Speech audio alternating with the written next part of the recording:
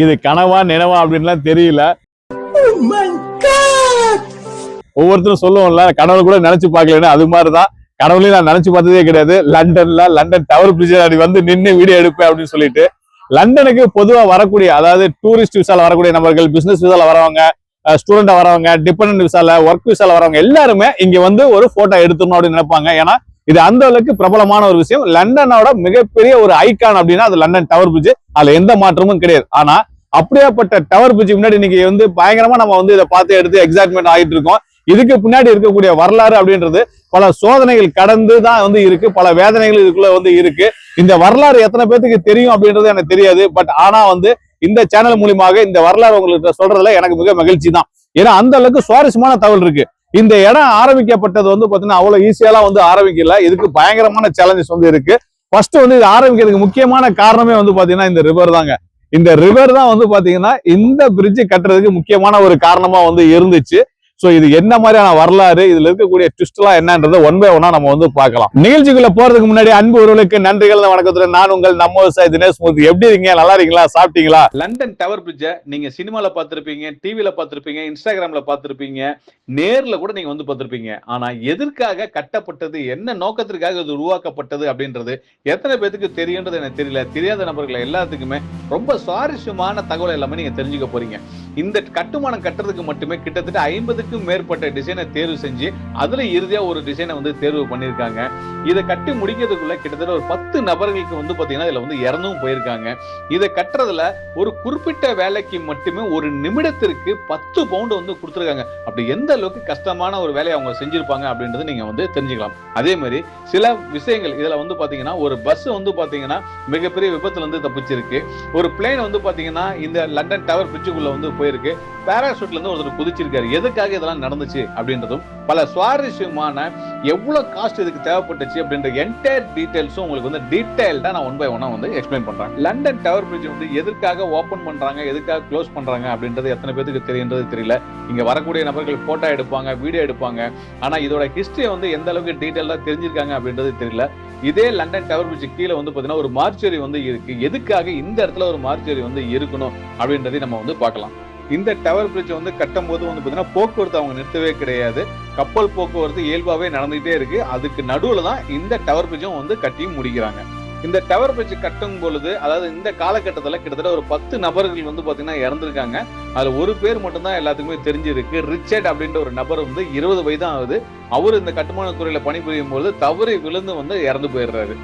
ஒரு வருத்தமான நிகழ்வு என்ன அப்படின்னா, இந்த கட்டுமானத்துக்கான டிசைன் ரெடி பண்ணி கொடுத்த மிஸ்டர் ஹாரஸ் ஜோன்ஸ் வந்து பாத்தீங்கன்னா 1886ல கட்டுமானம் ஆரம்பிக்கும் பொழுது ஒரு வருடத்திலேயே வந்து அவர் வந்து இறந்தும் போயிடுறாரு.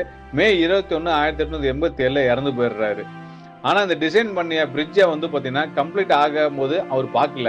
பட் ஆனா அவர் கொடுத்த டிசைன் தான் 7 வருடம் கழித்து கம்பீரமாக இன்றும் கிட்டத்தட்ட 130 வருடத்துக்கு மேலும் கம்பீரமாக நமக்கு காட்சியளித்துக் கொண்டு இருக்கின்றது. 8 வருடம் கடினமான உழைப்பு, 1200 நபருக்கு மேற்பட்ட நபர்கள் பணிபுரிந்திருக்காங்க. 10 நபர்கள் தங்களோட உயிரை மாய்த்திருக்கார்கள். கட்டுமான செலவு மட்டுமே அன்று 11,84,000 பவுண்ட் வந்து செலவு பண்ணிருக்காங்க. கிட்டத்தட்ட இன்று அதோட மதிப்பு வந்து பாத்தீங்கன்னா 150 மில்லியன் வந்து ஆகுதுங்க. ஜூன் 30 1894 மிகப்பெரிய செலிப்ரேஷன்ஸ் வந்து நடக்குது. ஃபியூச்சர் கிங் எட்வர்டும் பிரின்சஸ் அலெக்சாண்ட்ராவும் அவங்களோட சன் ஃபியூச்சர் கிங் ஜார்ஜும் வந்து பாத்தீங்கன்னா மூவரும் கலந்துக்கிட்டு மிகப்பெரிய அபிஷியல் ஓபனிங் ப்ரோக்ராம் வந்து அன்னைக்கு வந்து நடத்தியிருக்காங்க. இந்த இடத்துல ஒரு பரபரப்பான சூழ்நிலை ஏற்படுது. என்ன அப்படின்னா, அந்த பிரிட்ஜ் ஓபன் ஆயிடுச்சு. ஆனா அதை கடக்க வேண்டிய கப்பல் அந்த நேரத்துக்கு வரவே இல்லை.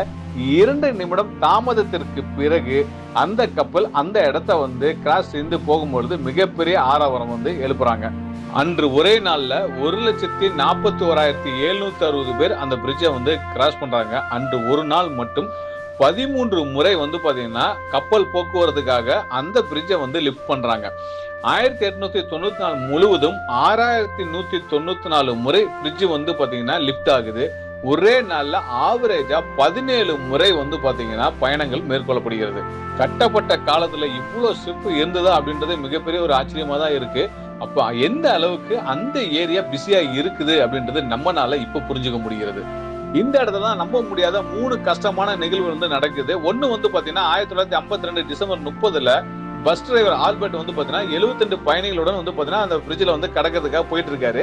அப்போ போகும்போது பிரிட்ஜ் ஓபன் ஆகுது. அதுக்கான வார்னிங் பெல் கொடுக்கக்கூடிய வாட்ச்மேன் வந்து தூங்கிடுறாரு.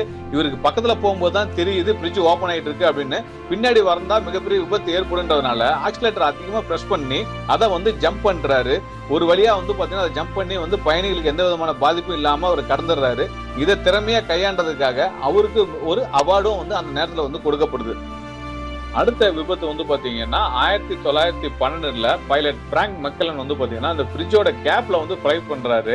அது வந்து மெக்கானிக்கல் ஃபெயிலியர் காரணமா வந்து போச்சு அப்படின்னு சொல்றாங்க. பட் சேஃபா வந்து அவர் தப்பிச்சிடுறாரு. அடுத்து 3வது சம்பவம் வந்து பாத்தீங்கன்னா ஒரு சுவாரஸ்யமான சம்பவம் தான். 1917ல மேஜர் தாம்ஸ் அப்படின்றவர் வந்து பாத்தீங்கன்னா பிரிட்ஜ் ரோட் லெவல்ல இருந்து குதிக்கிறாரு. ஹோம்மேட் பேராசூட் மூலமா வந்து குதிச்சு காட்டுறாரு. சேஃபா வந்து பாத்தீங்கன்னா தேம்ஸ் நதியில வந்து பாத்தீங்கன்னா லேண்ட் ஆயிடுறாரு.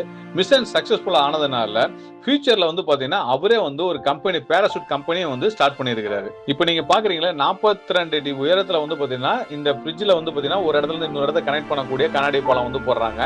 1894 வந்து பாத்தீங்கன்னா இது வந்து பயன்பாட்டுக்காக கொண்டு வந்துட்டாங்க. ஆனா 1910ல க்ளோஸ் பண்றாங்க. ஏன்னா இந்த ஹைட்ல போய் நடக்கிறதுக்கு யாருமே விரும்பல. அதுக்கப்புறம் 2014ல தான் மறுபடியும் வந்து பாத்தீங்கன்னா வாக்வே அப்படின்னு சொல்லிட்டு ஒரு இன்ஸ்டால் பண்றாங்க.